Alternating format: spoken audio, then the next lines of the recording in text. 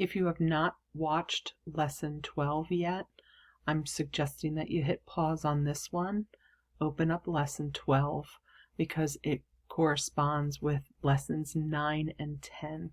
So hit pause on lesson 11 unless you've already watched lesson 12. This is lesson 11, Rationale Numbers for Math for Teachers 2. The goals are, there's one goal, is to be able to explain why the multiplication of fractions algorithm works. We know that in Math for Teachers 1 that we discussed why each step of the standard multiplication algorithm for whole numbers works using the rectangular area model. And we've continued our studies of rectangular area model. Again, that's part of lesson 12 as well. So if you haven't done that, hit pause, go back to 12. You will want to review that. It'll be reviewed in this lesson as well. Okay. What will we do in this lesson? We're going to look at area models to develop an understanding of why the multiplication of fraction algorithms work. We're going to use folding paper to help model the algorithm, which is an activity that you can use with your students in the future. And then at the end, we'll practice together in explaining the procedure. We will do a practice when we get together again in class next week, which is week 9 of the semester. Okay, so you already know from this slide that you're going to need, I'd say, several pieces of paper because you're going to want to have trial and error. You'll also want a writing utensil, and it may be helpful to find 2 different color writing utensils. All right, here we go. Standard algorithm, 2/3 times 5/6, okay, equals 2/3 times 5/6. And we see the numerators, we're timesing them. 2 times 5 is 10, and the denominators, 3 times 6 is 18. Right? So in Math for Teachers 1, we explain what each step of the standard multiplication algorithm works. We're going to use the rectangular area model to develop an understanding of why the standard algorithm for multiplying fractions works. First, how do we solve the multiplication problem above using the standard multiplication algorithm for fractions without simplifying it first? And we've done that. 2 times 5, 10. 3 times 6, 18. Okay, so moving forward. Again, you can hit pause anytime and reread or rewind the video and re-listen. So standard algorithm, to do this, you need a blank rectangular sheet of paper. Assume that that paper equals 1 BMU. Say it out loud. BMU represents what? What's that those vocabulary words? BMU, basic measuring unit. If you need to, again, you can hit pause. Make sure you have a piece of paper and 1 or 2 writing utensils. Could be a pencil and a blue pen. Okay? As long as you can see the difference. All right. Standard algorithm, 2/3 times 5/6. So what we're going to find is 2/3 of 5/6. Okay, again, on this slide, notice that I've kind of created curtains, right? So we're going to find 2/3 of 5/5. That's the multiplication symbol of.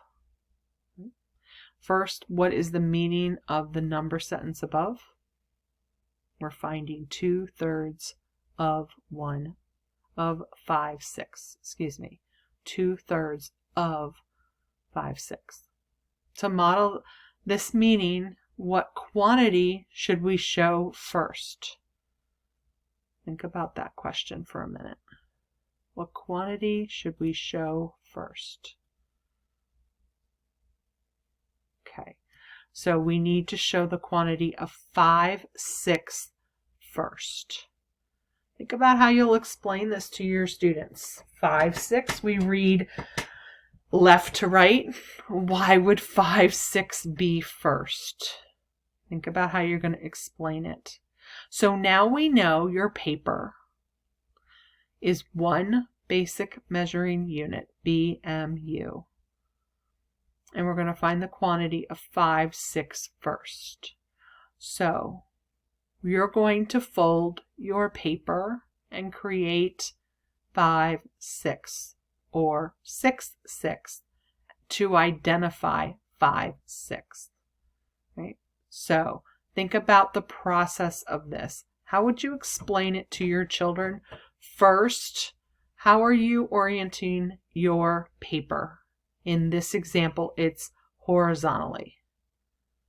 Okay? And then, let me get a drawing utensil here. Okay. And then remember that we can look for half. Okay. So fold your paper in half. Now, 5/6. So we know then visually from here we need to fold into thirds. And this is really tricky for young children. Folding in half is obvious. Folding into thirds, not so obvious. So think about how you were taught. I was taught with an envelope fold where we would kind of find the middle to here. And we would find the middle to here. So it may be with younger children you want to start with that part. Okay. And then again, folding here. And it's trial and error. And that's okay. That's why we have multiple pieces of paper available. Okay. So think about how you're creating your 6 parts. Okay. Now that you have 6 parts, how are you going to represent 5/6, that quantity? Right? So this is where the second writing utensil comes in. And maybe like we've done in class, you want to do diagonal. Think about the vocabulary again. Diagonal down and to the right. Down and to the right. Down and to the right. Okay? What is that also helping? Think about this. Down and to the right. Well, in order to make the letter N, I need to do a straight line down and I need to do a straight line up. Okay, so let's go back. Right? So I'm going to shade these in really quickly here. And then again, what about those numerals? Right? 1, 2, go slow. 3, allow the children to count with you. 4, 5. If you have older students, ask them to write the numerals. Okay. Right. So 5/6. 1, 2, 3, 4, 5. What will you do with this 1/6? Well, I would fold it back, right? To make it invisible, but not to tear it apart. Okay, so think about this process. To model this meeting, what quantity should we show first? 5/6. So think about how you're going to do that. All right.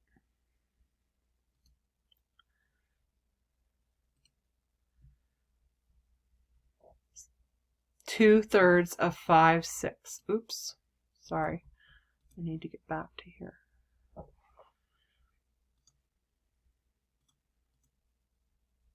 All right, so we're going to find 2/3 of 5/6. Now fold back to your the extra sixth, so you have that full quantity of 5/6 visible. Fold it back. Sorry, 5/6, just as we said in the previous slide. Fold that 1/6 back. Okay. So this is folded. Oops, that doesn't help me. This is folded back. Okay, so I have 1, 2, 3, 4, 5. Okay, and now I'm just realizing something, right? And we saw this in a video earlier. let's go bloop, bloop, bloop, bloop, bloop, bloop, bloop. Right? It would be best to do 1, 2 across, or if you have more advanced students, we know this is 5 and this is 3.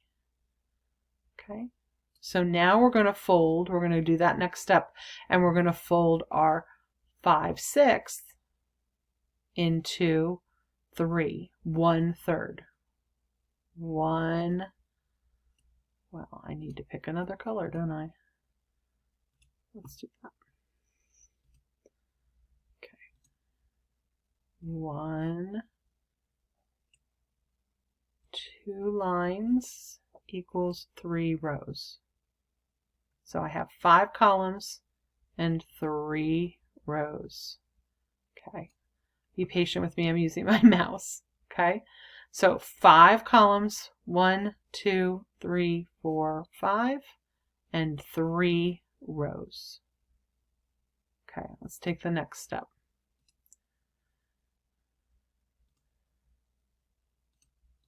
Okay, so where is 1/3 of 5/6?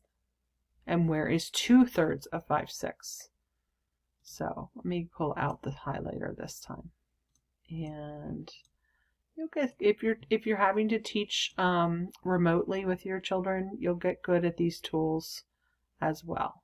So 1/3, okay, or you use your chalk, different colored chalks on the chalkboard.